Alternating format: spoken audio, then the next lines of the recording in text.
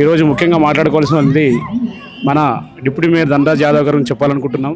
నేను ఒక అతని అభిమానిగా మాట్లాడుతూ ఉన్నాను. ఈరోజు అతి చిన్న వయసులోనే ఒక కార్పొరేటర్గా ఎదిగి ప్రజల చేత నాయకుల చేత ఒక డిప్యూటీ మేయర్గా ఉన్నటువంటి స్థానం సంపాదించుకొని అతి చిన్న వయసులోనే అనేక కార్యక్రమాలు చేస్తూ ప్రతి ఒక్క నిరుపేదల కుటుంబంలో ఒక కొడుకులాగా తను ఉంటూ ఎన్నో కార్యక్రమాలు చేశారు. మనం చూస్తూ ఉన్నాం. ముఖ్యంగా నిజాంపేట మున్సిపల్లో 7వ డివిజన్లో నేను ఉంటాను.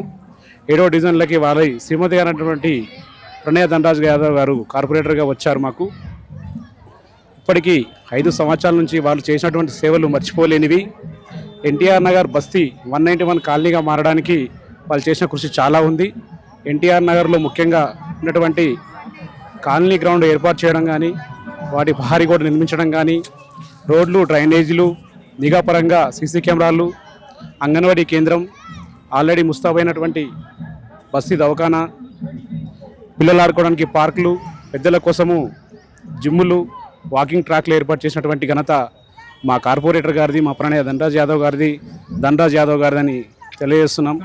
వారికి ఎన్టీఆర్ నగర్ కాలనీ వారు, 7వ డివిజన్ కార్యకర్తలు, నిజాంపేట్ మున్సిపల్ ప్రజానికం కూడా వారి సేవలకు ఎలలేని కృతజ్ఞతలై ఉంటారని తెలియజేస్తూ ఉన్నాం. ఇలాంటి నాయకులు ముందు కూడా ఉండాలి.